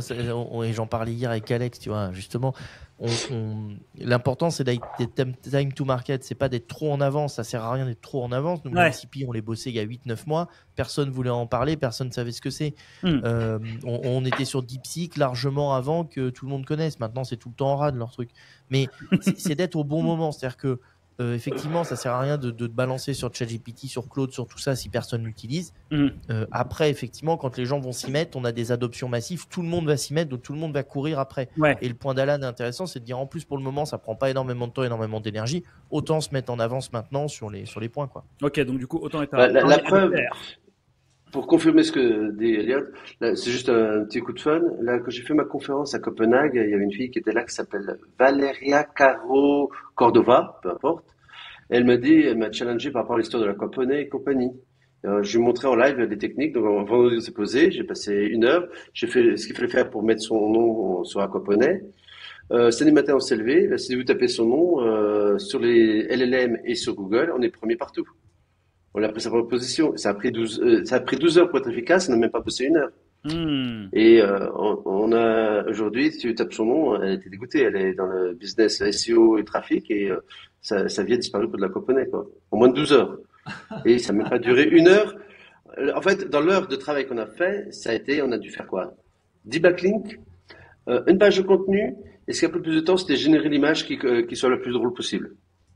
Ouais, mais Alan, le problème, c'est que toi, tu as une armée de sites derrière qui peuvent envoyer juste. Non, mais 10 liens. J'ai dit, on a mis qu'une dizaine de liens. C'est 100 euros. Donc, ça veut dire que... ailleurs. Et puis, sur les 10 liens, en 12 heures, tu te doutes bien qu'ils ne sont pas tous été indexés dans les 12 heures. Ouais. Donc, en réalité. Qui étaient sur Discover, qui étaient de l'actu. Ouais, 2-3 liens. Je posais comme ça un peu random. Je n'ai même pas cherché qualitatif, quoi. C'est juste pour le faire signe de fraîcheur. Dans le monde du SEO grand compte dans lequel moi je navigue, on invite aussi beaucoup de nos clients qui ont tendance à un peu à l'avoir oublié, mais sur le principe de dire que les LM, ce qu'ils ont aussi besoin, c'est d'avoir une sorte de confiance de ta marque et d'avoir des signaux qui montrent que tu es une marque qui a des points d'ancrage sur des espaces, des réseaux sociaux, ou en tout cas des plateformes réputées. Je pense à travailler ses fiches Wikipédia, à retravailler peut-être sa fiche YouTube, en anglais, sa fiche LinkedIn. En anglais. Alors exactement, j'allais te l'aborder justement, de pouvoir au fur et à mesure, etc., travailler pour faire remonter cette sorte de hit dédié un peu aux IA. Mais ce que je vois moi de plus en plus, c'est que j'ai parfois, ce qui est hyper intéressant, ce que les gens font peut-être pas beaucoup, mais quand tu poses une question, quelle est la meilleure marque de VTT. Ils vont donner un certain nombre de marques, etc. Et après, je vais lui dire, j'aime bien faire ça dans tous les marchés que j'exploite, je dis à l'IA, pourquoi dans les sources citées, tu trouves pas assez la marque de mon client, tu le cites pas assez. Et très régulièrement dans les réponses, en fait, tu vois, les concurrents, ils publient du contenu sur des sites anglais que le tien ne fait pas. Il est francophone, ton marché. Et moi, dans ma recherche et dans les query fans que je fais, je vais chercher à faire des requêtes aussi en anglais. Je vais m'inspirer de contenu en anglais. Et celui qui fait du contenu en anglais à l'extérieur va avoir plus de chances aussi de remonter. C'est très important ça, c'est ce que j'ai expliqué déjà à la dernière conf. En fait, le contenu anglais est même primordial par rapport au marché national où on se trouve, parce que déjà, tu vas aller scraper Wikipédia sur l'anglais, parce que pour lui, il part du principe que c'est une langue universelle, et donc il y a beaucoup plus de contenu à y trouver, première chose. Deuxième chose, les IALN ont été développées sur techno qui était elle-même en anglaise, donc ils ont déjà pensé en anglais. Donc c'est le deuxième point. Et troisième point, l'anglais est une langue poubelle, désolé, où en gros tu connais 3500 mots, tu comprends le sujet. Tu prends le français, il faut dépasser 16 000 mots pour bien appréhender un sujet. En anglais, 3500 mots permet de comprendre rapidement un sujet. Donc pour les IA, l'analyse est beaucoup plus simple. Et quand ils vont scraper, par exemple, un contenu en français, ils vont le traduire en anglais, on va dire, pour le mettre dans leur database. Donc ce qui déjà va changer un peu la donne de votre contenu. Mais quand on écrit sur du code anglais, les entraînements de modèles sont faits par database et du coup ça duplique les coûts d'entraînement de les faire par langue, de t'obliger de te prendre une langue totem qui est effectivement l'anglais. Et si après tu veux faire du scrap sur Common Crawl ou sur Reddit ou sur du Wikipédia, en fait tu as tout en anglais, donc c'est beaucoup plus. Et du coup, est-ce qu'on peut sortir cette conclusion, vous me direz si c'est un peu tiré par les cheveux, mais est-ce qu'on peut se dire qu'une marque internationale sur un même secteur a plus de chances de remonter dans les LM qu'une marque locale, voire d'une autre langue que l'anglais, quoi. Voilà, j'ai ma réponse. Oui. Enfin, sauf si tu as une marque locale, fais tout son site en anglais, plus des sources en anglaise.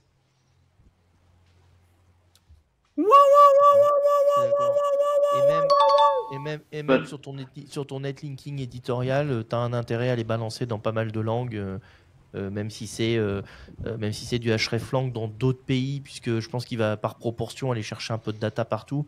Mais tu peux publier en anglais sur des sites NL. J'ai un cas de figure, par contre, particulier sur les langues, qu'on a relevé l'autre fois à Stockholm, c'est que sur du contenu informationnel, il va prendre de l'anglais, mais quand tu commences à chercher sur des produits, il va quand même essayer de chercher dans la géolocale du pays. Par exemple, on avait fait des tests, donc en Suède, quand tu faisais des recherches sur des produits tech, il allait par défaut sur le Amazon en suédois. Pour éviter d'avoir des problématiques de stock qui ne soient pas dans le pays destiné. Donc à ce moment-là, effectivement, le local prend en compte. Voilà. Dans ce cas-là, le local passe. Mais sinon, le contenu en anglais. Mais du coup, c'est pour ça que ton contenu en anglais est intéressant d'être balancé dans des localités aussi. Donc si tu as des sites en anglais mais qui sont localisés sur du NL, sur de l'allemand, sur du polonais, j'en sais rien, ou que tu as un site multilingue avec du hreflang bien créé, c'est intéressant en netlinking éditorial d'aller poser des informations sur tous ces liens. Parce que maintenant, je parle plus de backlink uniquement, je parle de backlink avec information. Je valide. Mais du coup, là, ce que vous dites, est-ce que c'est valable pour un site bon, je vais prendre l'exemple de la France. J'ai un client qui est français. Il a rien du tout dans les pays anglophones. Est-ce que si je veux pousser le truc encore plus loin, il doit créer du contenu en anglais? Ça dépend de son marché aussi. On revient sur l'histoire de la pizzeria. Non mais, je veux dire, c'est la pizzeria qui est au fin fond du trou du cul du monde au milieu de la France.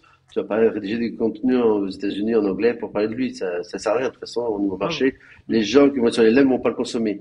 Par contre, ils vendent des t-shirts qui peuvent s'exporter. Voilà, dans ce cas-là, ça peut être intéressant effectivement de travailler l'anglais et tout ça pour qu'ils remontent même en France et dans les autres pays. Ok, d'accord, ok, ouais. En fait, il faut avoir ces logiques de je suis en France, je veux remonter dans les autres pays, donc forcément, il va falloir qu'ils comprennent ce que je fais. Ok, d'accord. Ou même même en local, je veux dire, tu lances une brand de t-shirt, mais qui est que local, mais qui intéresse beaucoup les touristes. Le fait de travailler avec l'anglais, la brand va être connue avant d'arriver en France pour les touristes. Forcément. Ok, donc du coup, ça rejoint le branding à faire avant, mais bon, ça c'est un autre sujet. Ok. Prochaine question, et je pense qu'on va finaliser dans pas longtemps. Est-ce que vous pensez qu'à terme, il y aura des spécificités différentes attendues de contenu ou même de techniques en fonction des outils? Il y a ChatGPT, Claude, Gemini, etc. Ah, question intéressante. En gros, est-ce que demain il faudra faire du SEO pour ChatGPT, du SEO pour Gemini, du SEO pour Claude? Moi, j'y crois pas, mais Moi non plus. Ça reste le même SEO pour moi sur le fond. Aujourd'hui, on fait les techniques pour ajouter du contenu complémentaire en plus du SEO parce que voilà, ils n'ont pas l'historique comme on avait avant. Mais à terme, quand tout va être scrappé, tu n'auras même pas besoin de faire un contenu complémentaire. Le SEO traditionnel sera le même que pour les IA en fait. Ok, ouais, bah en fait, moi je le vois comme Google versus Bing. Pour moi, tu fais du SEO pour Google, tu vas le faire pour Bing aussi. voilà. Non. Voilà, Non, moi je fais du crade. Pour Bing, tu fais du crade, pas pour Google. voilà. Oui, d'accord, mais il va quand même marcher. Ton moins crade va quand même marcher pour Bing. C'est que toi, tu as une efficience sur du contenu où tu te dis que quand tu vises Bing uniquement, tu te prends pas la tête avec des corpus Ouais. comme ça. Quoi. Voilà. C'est Oui, plutôt c'est du ça. 20-80 à la Bilker, ça. T'as compris technique de flemmard. Bon, j'ai hâte d'entendre ta conf au SEO Summit. En tout cas, Alan, franchement. Bah si je viens, hein, parce que là, maintenant je réfléchis. T'es dans la salle IA. Je viens de vérifier, t'es dans la salle IA puisque tu fais de l'IA. Ah. Moi, je pensais que la salle IA, c'était la salle numéro 1, c'est le sujet numéro 1. Prochaine question, les gars. Pour les LLM, il semble que le contenu en STS, Strategic Text Sequences, soit plus apprécié que le contenu de l'algo classique générative. Oui, parce que c'est synthétique et ça donne de l'information, des chiffres, de la data pure. Ça marche très bien, oui. Ouais, je teste là-dessus, des retours là-dessus. Donc voilà, donc toi, tu viens de nous dire que ça fonctionne bien apparemment. Oui, aujourd'hui, parce qu'il n'y a pas de métaphore qui traîne, on va directement à l'information, c'est synthétisé correctement pour qu'une IA comprenne. Tu vas pas dire, nous avons le meilleur prix du monde en super promo, etc. Produit, prix, poids, distance, livraison, synthétisé correctement pour que ce soit compris. Ok, nickel, parfait. Bah, c'est pas Les mal. microdata à savoir que les microdata, c'est leur job hein, à la base de ça, et ça marche très bien. Le microdating, JSON LD à l'arrière, c'est pris nickel. De toute façon, quand tu fais un C'est du prompt, déclaratif, donc tu peux faire ce que tu veux. J'allais dire, quand tu fais un prompt avec du JSON, en général, c'est beaucoup plus quali quand tu l'écris. Oui. C'est un peu cette logique-là. J'ai pas compris, Mathieu. Ah, pas compris ou mal entendu à cause du réseau? Les deux. Les deux?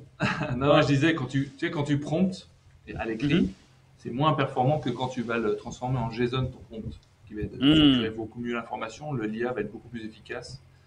On le voit beaucoup avec Nano Banana, d'ailleurs, quand tu fais un prompt en JSON, la qualité de rendu est supérieure, largement supérieure à quand tu l'écris. Good. Ce message a été validé par R2D2.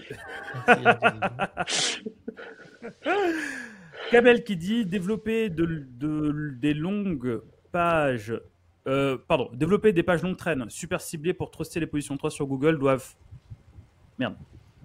Développer des pages longue traîne super ciblées pour truster le top 3 sur Google doivent normalement être utilisées par les LLM. Bah, s'ils y accèdent, parce que des fois, quand on fait, comme il parlait Elliot, on part dans les types Cocon et compagnie. Après, on a les problèmes d'indexation, comme en parlait Mathieu aussi, que le scrap est un peu aléatoire des fois. Même si tu fais 36 000 pages de longue traîne, si elles sont pas lues par les IA, ça sert à rien. Il faut l'encourager à lui donner envie de les lire. Les IA, ça c'est le principe du chunk, vont quand même synthétiser ton site en quelques thématiques et quelques pages. C'est rare qu'une IA se balade sur 500 pages de ton site et en retienne 500 Jamais. pages. Ouais. Jamais.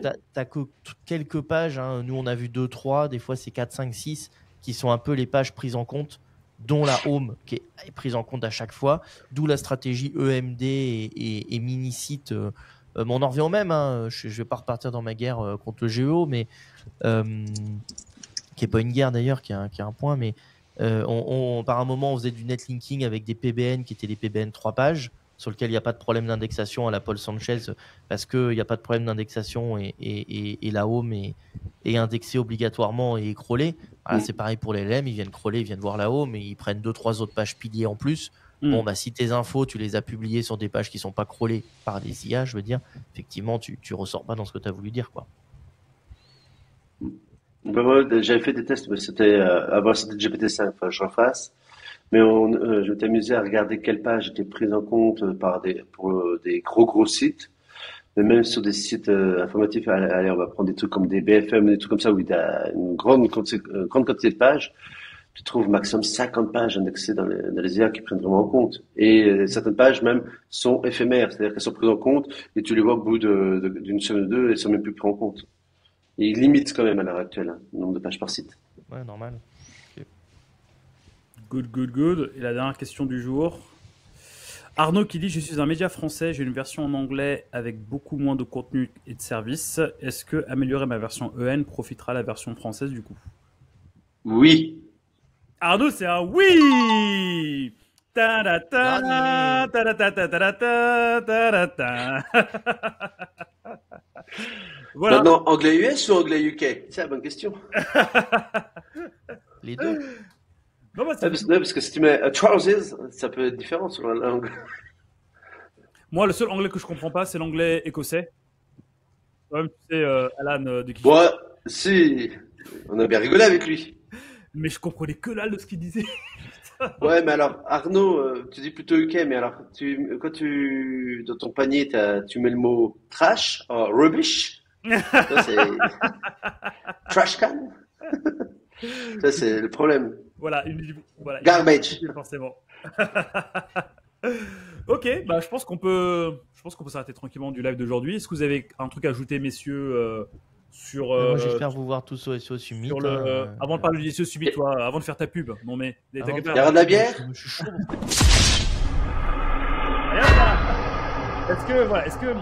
Est-ce qu'il y a des choses à ajouter de votre vision de l'évolution du SEO façon IA? Voilà, quel est votre dernier mot là-dessus? On va commencer par Mathieu. Mon dernier mot, c'est déjà s'y intéresser, parce qu'il ne faut pas attendre, comme le disait Alan, que ça fasse 5% de votre CA pour s'y intéresser. Quand ça va exploser potentiellement et arriver en France, vous allez certainement un peu paniquer, parce que vous allez tout de suite appeler votre agence en disant qu'est-ce que je dois faire, comment je fais pour réagir. Il faut s'y intéresser régulièrement. Il ne faut pas oublier le SEO. Putain, c'est incroyable le nombre de clients qui nous disent « Ah non, mais là, je mets tous les moyens pour le GEO, je ne m'intéresse plus au SEO. » Grosse erreur, on vient de vous le répéter X fois, que les deux sont extrêmement liés, intimement liés, donc il faut absolument bosser les deux. Et puis voilà, c'est hyper important parce qu'aujourd'hui, si vous mettez la force, les moyens sur un phénomène dont tout le monde parle, mais dans la réalité, ça fait peu de trafic et peu de conversion, vous allez quand même vous fatiguer et peut-être passer un peu trop de temps sur un sujet qui aujourd'hui ne vous rapporte pas de l'argent, quoi. Donc n'oubliez pas le SEO, parce que demain, ce que vous construisez avec le SEO, ça vous aidera dans le GEO. Voilà, je laisse la parole à mes camarades. Brrr. Elliot, laisse ton téléphone, Elliot. Oh. Non, je suis en train de veiller. Elliot, ton téléphone. Pareil. non, pareil, la même chose. C'est maintenant qu'il faut à la fois s'en préoccuper maintenant et se tenir à jour des techniques et de comment ça fonctionne maintenant. Plus sur la réserve peut-être que vous, sur le quand il faut déployer. Puisque pour moi c'est pas encore le moment où il faut s'y mettre à fond et déployer. On reste encore sur Google, c'est encore les techniques Google, c'est Google qui paye les factures. L'action d'Alphabet ne se porte que très bien, surtout depuis l'annonce du procès où ils vont pas avoir de dissolution et pas de démantèlement. Donc du coup on voit que l'Ads se porte très bien, donc les annonceurs investissent encore dans l'Ads, donc c'est que ça rapporte. Et ça va aller très vite, c'est-à-dire que du jour au lendemain où l'Ads ne rapportera plus, on va voir en quelques mois, voire sur un mois, les revenus de Google dégringoler. On n'aura pas forcément les communications qui vont avec de la part d'Alphabet, évidemment, mais ça ira très très vite et c'est ça qui nous fera un peu le côté bandit manchot de quand est-ce que ça va switcher à côté. Pour l'instant, ça n'a pas switché, on est toujours sur du Google, mais formez-vous, intéressez-vous, c'est demain et c'est pas quand, comme disait Mathieu, quand ça va arriver, ça va vous tomber dessus et que ça sera en train de switcher. C'est la question de quand on déploie. La question, elle n'est pas de quand on se forme et quand on apprend, elle est quand est-ce que ça déploie. Et c'est pas quand tout le monde va vouloir déployer que il faudra vous former et déployer, quoi. Alan ? Totalement d'accord. Je rejoins un peu tout ce qui a été dit jusque-là et comme disait Elliot, l'Ads est un très bon outil pour savoir à quel moment le canal LLM et compagnie sera important. Quand on commencera à avoir des ads aussi apparaître dans GPT et compagnie, on peut être sûr que ça sera le moment il faudra déjà être là, quoi. Ça veut dire que s'ils mettent de l'ads, c'est qu'il y a de l'argent. Faut pas se mentir. Quand est-ce qu'il faut s'y mettre? Déjà, moi je propose, c'est au Summit. Ceux qui vont venir vont peut-être voir la réalité en face. comprendre les techniques, voir les vrais effets au quotidien, mesurer l'impact de l'IA, savoir si ça vaut le coup d'y aller un petit peu, moyen ou beaucoup. Mais comme disait Mathieu, de toute façon, faut pas mettre le SEO de côté parce que le SEO, ça restera toujours dans les 20-80, comme dirait Wilker, et que le SEO, de toute façon, à terme, sera aussi la même technique pour les LLM. Donc, effectivement, aujourd'hui, c'est juste du travail complémentaire parce que c'est un vecteur qui est nouveau.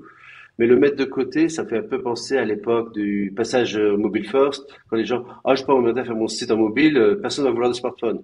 Ceux qui ont raté le coche à l'époque, ils se sont bien mordus les mains, les doigts. Ou alors tu es en presse et tu dis, Internet, ça n'a jamais marché. Oui, ben non, il y a un moment donné, ça se sent quand même qu'il y a une vague qui arrive. Autant s'y préparer, ne pas investir tout dessus, mais s'y préparer, ça sera toujours mieux que ceux qui vont arriver après. Ok, donc être des avant-gardistes, des early adopters, comme ce que j'aime bien dire. Ok, bah super, bah moi, ce que je vais ajouter, c'est juste venez au SEO Summit. Hein. De toute façon, je pense qu'on a synthétisé le truc. Entre la conf d'ouverture d'Eliott, ma conf, celle de Alan, bah vous allez repartir là comme un super guerrier. Donc franchement, pour le tarif que c'est, je ne dis pas ça pour saucer Eliott, mais moi je sais que bon, si à mes débuts, si j'avais un événement sur lequel je rassemblerais tout ça pour 400 balles, la valeur elle est là quoi. Donc, largement. Même moi, j'aurais bien voulu avoir ce genre d'event quand j'étais jeune, quand j'ai commencé, parce que moi j'ai commencé en aveugle.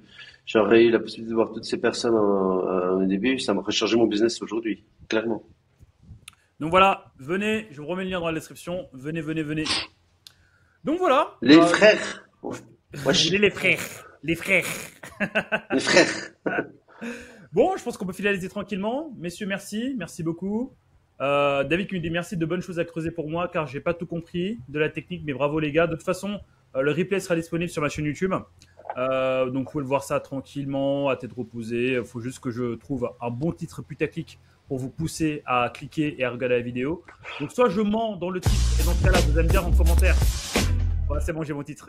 Soit je mens dans le titre en mode waouh, regardez, Eliott, Mathieu, Bilker et Alan se battent en live. Ouh là là, faut pas rater ça. Puis après, vous allez me traiter de mytho dans les commentaires et forcément, ça va remonter l'algo. Ou soit je vais faire les choses bien et vous n'allez pas le voir. Enfin bon, je vais voir quoi faire. Voilà. Merci beaucoup, en tout cas, à tout le monde.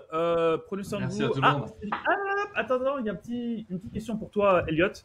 Il y a des quotas sur les confs du SEO Summit où tout le monde pourra assister à la conf d'Alan. Non, fallait que dans la salle 3, malheureusement. C'est des salles de 150 places. C'est des salles de 150 places qu'on peut étendre jusqu'à 180 max. Donc, si vous faites 180 x 4, vous avez la capacité de 600 personnes, qui est le cap de l'événement qu'on s'est donné.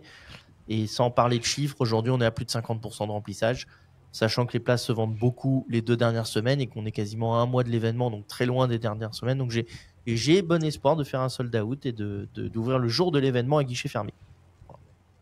Est-ce qu'il y aura de toute façon, les replays bière pression sur scène? Merci beaucoup.